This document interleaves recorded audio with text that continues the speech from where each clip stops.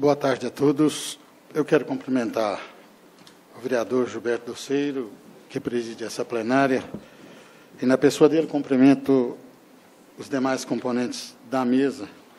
Cumprimento também a todos os demais presentes, e bem como aos telespectadores que nos assistem pela TV Câmara e também pela internet.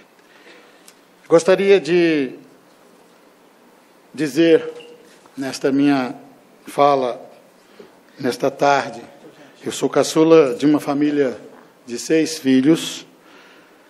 Fui criado com os valores da família que vigoravam em 1958, tenho hoje 57 anos. Sou casado há 35 anos, criei 3 filhas com os mesmos valores que eu recebi de meus pais. Hoje elas são casadas e também os meus 3 genros seguem os valores que passei às minhas filhas. Logo posso dizer que, pela graça de Deus, formamos uma família vencedora. Peço licença para falar ainda da última alegria dada a mim por minha família, que é a minha neta de apenas 3 meses, e que tem chamado muito a nossa atenção nesses poucos dias que está conosco. Eu quero registrar ainda, senhor presidente, senhoras e senhores, que eu sou pastor há 26 anos e tenho um ministério voltado à família no gabinete pastoral, e também fui professor na Universidade Corporativa da CEMIG, aqui em Sete Lagoas, por mais de 29 anos. Nesse período, trabalhando na maioria do tempo com jovens de 16 a 18 anos, e dessa forma, como um pastor atendendo famílias e trabalhando com adolescentes nesta idade, eu senti na própria pele os efeitos veloz e maléfico da transformação social que adveio à nossa sociedade, da inversão de valores que Deus deu à família para a sua subsistência e estabilidade. Na verdade, observamos, e eu pude ver isso de perto, a modificação do comportamento das pessoas, e isto vem comprometendo em todos os aspectos o alcance de bons resultados e do equilíbrio tanto buscado, tanto esperado pelas famílias. Por esse resumo da minha formação e experiência familiar e profissional, quero dizer que me sinto honrado, feliz em participar e tentar contribuir com os objetivos desta reunião pública, transparente, que permite ampla discussão e que se vislumbra a comunicação entre os vários setores da sociedade com as autoridades públicas. Minha felicidade é ainda maior porque, hoje, especificamente, nós estamos aqui para tratar da família, o grande projeto de Deus para o homem na face da terra. Sei, senhor presidente, que falar sobre a família não tem como não ser repetitiva em relação a outros que já falaram ou ainda falarão depois de mim. Peço, porém, paciência a todos, pois comprovei, exercendo minha profissão, que a repetição é uma das mais poderosas ferramentas da pedagogia. A família foi, é e seguirá sendo a célula máter da sociedade, pois esta é a vontade e o propósito de Deus. E, segundo a Bíblia Sagrada, os propósitos de Deus nunca poderão serem frustrados. A família é uma instituição de Deus. Deus afirma em sua palavra que o homem sem família pode estar no meio de uma multidão que ele estará só, sofrendo de um dos mais sagrada. No livro de Gênesis, o livro dos começos, que Deus percebeu que o homem que ele havia criado estava só, e a sua decisão, a sua atitude criadora deu ao homem para tirar-lhe da solidão uma família. Segundo as Escrituras Sagradas, a família é o lugar de plenitude para o homem. É o invólucro da felicidade, pois não há completação ao homem quando ele está fora ou sem família. É a maior e mais importante escola que o homem precisa cursar, e cuja matrícula é feita por Deus, pois ninguém escolheu por si mesmo ser de uma ou outra família. Nós queremos dizer que, ao falar destas coisas, alguém poderia perguntar, por que então, se Deus tem estes propósitos na família, se ela é o invólucro da felicidade, se ela é o propósito, a forma com a qual Deus quer dar completação ao homem, por que então temos vivido dias tão maus? Por que as estatísticas, os noticiários da mídia nos deixam cada dia mais perplexos com o comportamento do homem na família e, por consequência, na sociedade? O motivo é que a família, a instituição de Deus, ela é a mais atacada, ou a instituição mais atacada, desde o princípio de todas as coisas. A Bíblia diz que esse ataque do inimigo de Deus, e do inimigo do homem, do inimigo da família, começou lá em Gênesis, lá no Éden, no princípio de todas as coisas. A Bíblia diz que Deus deu à primeira família uma vida feliz na face da terra. Mas ela foi tentada pelo inimigo de Deus e dos homens, até que caiu em transgressão.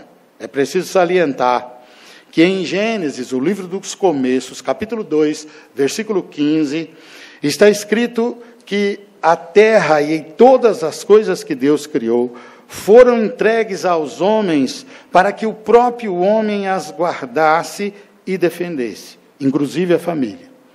E segundo as Escrituras Sagradas, o homem falhou e não conseguiu proteger a família do seu inimigo fatal. E os ataques continuam dia após dia, até o estado deplorável da família, como nós podemos ver, conviver e sofrer o efeito nos nossos dias. Em consequência disto, a pós-modernidade tem produzido um indivíduo que a sociologia denomina de líquido, flexível, e que forma um conjunto ou grupo social gerador de muita insegurança, imprevisibilidade, medo, desconfiança e infidelidade. Para alguns teóricos, vivemos em uma sociedade provisória. A nossa sociedade se encontra confusa, mudando com a rapidez de uma nave espacial. As forças do mal usam os próprios membros de uma família para destruir a capacidade de amar, de manter os verdadeiros vínculos de amizade, companheirismo e conquistar verdadeiros amigos. Vivemos, sim, um mundo demasiadamente individualizado. As consequências dos atuais relacionamentos sociais nos mostram que oscilamos insistentemente entre o sonho e o pesadelo. Percebemos as pessoas buscando relacionarem, como que querendo amizades para suprir necessidades somente momentâneas e, por isso, inconsequentes. Não tem como esconder uma dura realidade. Nosso século produziu um indivíduo descartável, inconveniente, inconsequente e demasiadamente flexível, sem amor, sem temor, sem aliança com a espiritualidade altruísta. Não passamos de estatísticas e números. Este comportamento social tem produzido muita subjetividade e, por isso, nos tornamos desconhecidos quanto à nossa origem, nosso valor e, por consequência, predomina o desrespeito mútuo. Nossa sociedade está obcecada em desfrutar de coisas novas e diferentes, sem demonstrar nenhuma preocupação com o futuro. Muitas vezes fala de uma coisa e no âmago busca outras, o que denota um comportamento dúbio, cujo modelo retrata a mão que acaricia a mesma que machuca e esmaga, Alguns segmentos e também pessoas têm falado de família partindo de fundamentos que nunca foram fundamentos ou princípios dados à família. Este comportamento fútil, sem fundamentação, produz solidão, mesmo o homem estando entre as multidões. A ausência da família, na sua potencialidade, tem feito com que assistamos o crescimento cada vez maior da doença do século, a depressão. Muitas vezes por não saber que não fomos feitos para vivermos fora da família, que significa viver na solidão. Haja vista que esse tipo de sentimento produz insegurança em todos os níveis. No sermão sobre o fim dos tempos, Jesus Cristo previu, não que ele quisesse isso, que a iniquidade cresceria tanto que o amor iria esfriar. Isso está escrito em Mateus, no capítulo 24, versículo 12. Que amor? De que amor falava Jesus? Ora, o amor pelo próximo, por si próprio, pela vida espiritual, pelas instituições e principalmente o amor do homem por sua origem, que é a família, Deus, finalmente. Porque Cristo se referiu logo ao amor. Porque Deus, a origem de tudo e de todos é amor. A origem da família de Deus e o projeto de Deus para a família está absolutamente alicerçado no amor. O amor forma as juntas e medulas da família, externando ou externado nos membros da família pela vontade de cuidar, de preservar, de estar a serviço, de colocar-se à disposição. Enfim, contribuir através da família, como é a vontade de Deus, para um mundo de verdadeira paz, possível somente, segundo as Escrituras Sagradas, através da família. Então, devemos trabalhar nossas emoções e capacitá-las a aprender. E aprendizado só pode ser construído sobre o alicerce da humildade. Precisamos, com urgência, reconhecer o estado da família e recordarmos ou aprendermos os princípios básicos da família. Não podemos desanimar. Existe uma urgente necessidade de ensinamentos uns para com os outros, a voltar a refletir, pensar, observar e detectar os fatos, sobretudo nas suas entrelinhas. É momento de renovar, ampliar o conhecimento da verdadeira estrutura dada por Deus para a família. A Bíblia Sagrada, a Palavra de Deus, registra que certa vez o profeta Oséias, em seu livro, que leva o seu próprio nome, capítulo 4, versículo 6, foi usado por Deus para dizer ao povo que o povo estava sendo arruinado porque lhes faltavam conhecimento do que ensinava a palavra de Deus sobre eles, sobre a vida deles, sobre o momento em que eles estavam enfrentando. No livro de Apocalipse, quando isolado na ilha de Patmos, o evangelista e apóstolo São João teve uma visão sobre o final dos tempos e previu como seria o comportamento da sociedade com relação aos vínculos, contratos, alianças, compromissos, fidelidade, honestidade, lealdade, ética, respeito e solidariedade, tanto no contexto interpessoal, como também no contexto institucional. Nesta revelação de Deus ao apóstolo João, Deus nos alerta que ele não suporta pessoas indiferentes, conformadas, sem atitude. Não podemos ser pessoas levadas pelas circunstâncias que nos envolvem. A revelação de Deus ao apóstolo é de que os homens agiriam assim porque deixariam cada vez mais de serem cumpridores do que está escrito na sua palavra, a Bíblia Sagrada. Já o apóstolo São Paulo, escrevendo ao jovem pastor Timóteo, afirmou que o indivíduo do final dos tempos seria amante de si mesmo, avarento, presunçoso, soberbo, blasfemo, desobediente aos pais, ingrato, profano, sem afeto natural, irreconciliável, caluniador, incontinente, cruel, sem amor para com os bons, traidor, obstinado, orgulhoso, mais amigos dos prazeres do que de Deus, demonstrando piedade, mas negando-a com as suas atitudes, e seriam destruidores da família. Hoje, infelizmente, temos convivido claramente com os chamados dias finais, os finais dos tempos preditos por Jesus. Com estas pessoas que demonstram, inclusive infiltrados dentro de comunidades que professam a fé cristã. Estas pessoas causam transtornos, distorcem as virtudes, exigindo serem aceitas de conformidade com o que elas acham certo, sem importarem com o que de fato é realmente certo e está prescrito na palavra de Deus nos aspectos da família. Mas alguém poderia me dizer, então, pastor, está tudo perdido? Não, não está. Preciso dizer-lhes ainda o seguinte. Primeiro, a Bíblia é o manual do Criador para a família.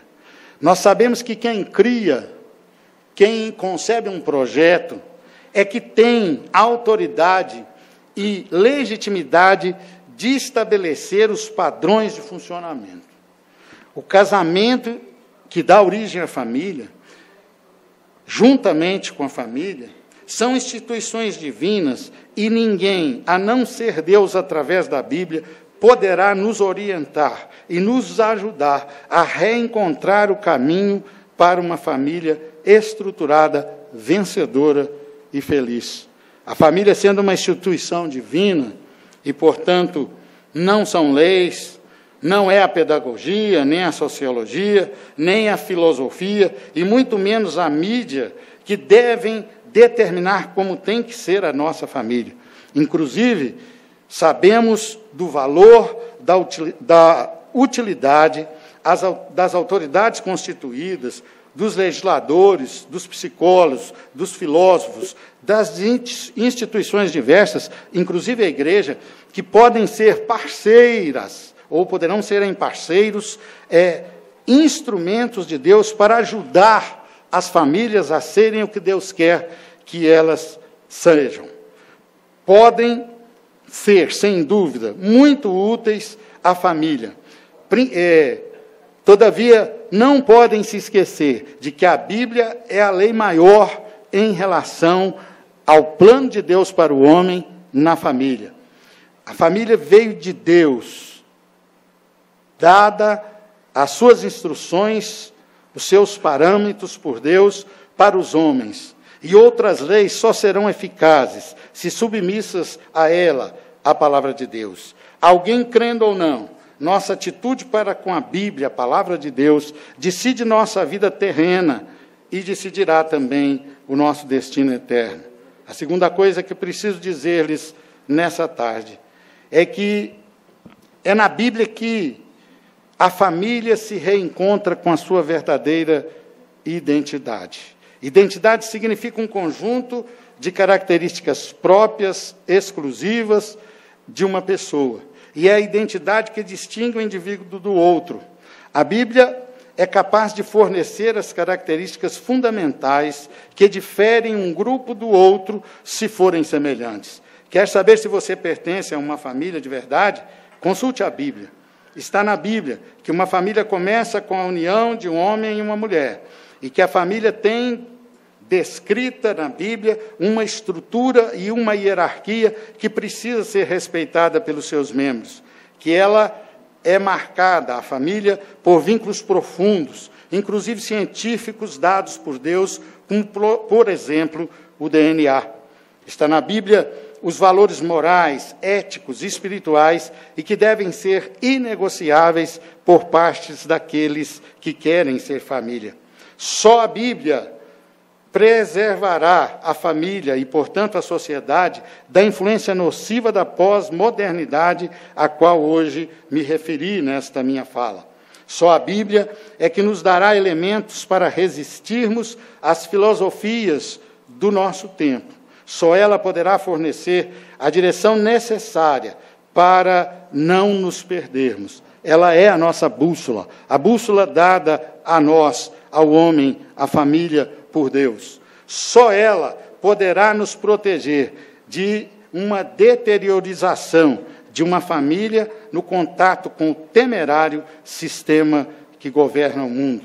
É na Bíblia que a família encontra o modelo ideal de conduta ética e comportamental. A Bíblia é a receita, o manual, o itinerário que marido, mulher, pais e filhos têm nas mãos para o pleno sucesso. É na Bíblia que aprendemos a ser família equilibrada e saudável. É na Bíblia que o marido aprende a ser marido. É na Bíblia que a esposa aprende a ser esposa, ser sábia, edificar o seu lar. É ela que fornece a chave do coração do cônjuge, honra ao homem, a segurança da vinda do amor para a mulher. É nela que os pais aprendem como criar os seus filhos e a serem como flechas na mão do valente, a impulsionarem a vida dos seus filhos para o bem. É nela que os filhos aprendem a importância e a bênção de honrarem os seus pais. Quero concluir, senhor presidente, senhoras e senhores, as minhas palavras, dizendo que Deus não nos deixou desamparados e que todas estas coisas que assolam a família e que às vezes nos traz tanto medo, tanta perplexidade, Deus se importa com isso. Não é história, não. A Bíblia diz que Deus prometeu lá em Gênesis, quando Ele criou a família, e ela foi pela primeira vez derrotada, que enviaria da própria semente da mulher uma solução, um segundo Adão. Nesse momento, Deus estava anunciando a vinda a este mundo do seu Filho Jesus Cristo. Não é história, não. Está escrito na Bíblia, e uma virgem concebeu e deu à luz ao Filho de Deus, ao Senhor Jesus Cristo. Ele viveu aqui na terra e nos trouxe toda instrução, toda a palavra de Deus, pela qual as famílias, os indivíduos podem se tornar realmente vencedores. Esse momento é um momento acima de qualquer ideologia religiosa, de qualquer cor denominacional, que os pais creiam na palavra de Deus, que os pais creiam na boa vontade de Deus, nas boas notícias trazidas por Jesus Cristo no Evangelho e que prometem abençoar a família, sabe? Mesmo eu me converti ao Evangelho de Jesus Cristo aos 10 anos de idade. Mas mesmo antes disso, eu me lembro da minha família, a família dos meus pais, aonde foi formado, ter momentos aonde os nossos pais faziam em relação a Deus conosco aquilo que eles criam. Eu queria conclamar, sob pena de tornar em vão a minha participação nesta tarde. Aqui os pais, que aqui estão, porque nenhum de nós estamos imunes às possibilidades, às ameaças do mundo sobre a família. Aqueles que porventura estejam nos assistindo, a crerem na Bíblia como a palavra de Deus, a colocá-la sobre a mesa e encontrar tempo para com seus filhos, com a sua família, colocar Deus em primeiro lugar. Ela é o manual, ela é o mapa, é a possibilidade. Felizmente, não está presa na mão de qualquer denominação religiosa, de qualquer outra instituição que possa se nomear. Deus, com a sua fidelidade, tem feito miraculosamente preservar a possibilidade de nós, junto com a nossa família, examinarmos as Escrituras Sagradas. No Evangelho do apóstolo São João, no capítulo 5, versículo 39, o Senhor Jesus falou assim: examinais as Escrituras, porque são elas que de mim testificam, e nela vocês podem ter a vida eterna. Então, eu quero dizer a vocês que vale a pena, quero dizer a todos, crermos como pais, como pessoas neste mundo, crer na palavra de Deus. Veja bem, Deus instituiu a família no princípio de todas as coisas. Se andarmos um pouco mais na história da Bíblia, a palavra de Deus, no capítulo 12 de Gênesis, Deus chama o patriarca Abraão e novamente fala de família, e fala: olha, Abraão, se você me obedecer, se seguir aquilo que eu estou te instruindo, todas as famílias da terra serão abençoadas na sua pessoa. Nós vemos que quando Deus manda o seu Filho ao mundo, sendo Ele dono de todas as coisas, sendo Ele o Criador das coisas mais bonitas que se podem nomear neste mundo, aonde Ele escolheu para que o seu Filho pudesse morar, para onde Ele escolheu para que o seu Filho pudesse estar, uma família. E os estudiosos da palavra de Deus, e muitas pessoas certamente aqui o são, nós somos um país de confissão cristã, devem saber que a casa que Jesus ficava era uma casa humilde, era uma casa simples. Quando Jesus é apresentado no templo, a oferta que foi oferecida ao sacerdote era a oferta de pessoas humildes, que certamente moravam em residências simples, mas ali tinha a coisa mais sublime, a coisa mais perfeita para um homem, e Jesus viveu 100% homem na face da terra, para o Filho de Deus ficar, que era a família. Então, se restaurarmos a família, estaremos dando chance a nós mesmos de alcançarmos a vitória, a felicidade, a estabilidade. Estaremos impulsionando os nossos filhos, como diz o Salmo 128, como flechas na mão do valente. Estaremos resistindo essa força do mal, que por causa de não querer a felicidade do homem, quer destruir a família. Termino dizendo que, como se não bastasse Jesus ter sido colocado por Deus num palácio chamado família, que tinha um pai, uma mãe, irmãos, segundo a Sagrada Escritura, Jesus também dignificou o casamento, que dá origem à família, dignificou a família, quando juntamente com Maria, sua mãe, e os seus discípulos, diz a palavra de Deus no Evangelho de João, ele estava presente ali em um casamento em Caná da Galileia, e ali ele realizou o seu primeiro milagre público, e o realizou em favor do casamento e de uma família. Nós temos assistido, e eu pessoalmente, com muita alegria, no convívio das pessoas da minha comunidade, eu sou pastor da Igreja Batista Nacional Betel, e temos contato com muitas pessoas, e temos assistido assim, eu não sei quantificar, mas em um número grande, um renascimento de credibilidade nas instituições. E hoje eu parabenizo o senhor presidente, o vereador Gilberto Dorceiro, porque entendo que você lançou mão do que é básico para tudo que queremos alcançar. E eu sou nacionalista, eu sou brasileiro, eu acredito no Brasil. E ensino as pessoas à minha volta a acreditar. E da forma que Deus iniciou, quem sabe todos se despertem também para iniciar, restaurando a mais importante entidade, instituição da face da terra, que é a família. Parabéns, Gilberto Dorceiro, por essa iniciativa de restaurar a família. Eu peço a Deus que não fiquemos só nisso, que estas audiências públicas, as palavras que foram ministradas, os textos sagrados lidos, este assunto, como já disse, que é repetitivo quando falamos de família, porque família é de Deus, a Bíblia é a palavra de Deus, então não há outro lugar para falar, temos que voltar sempre a elas.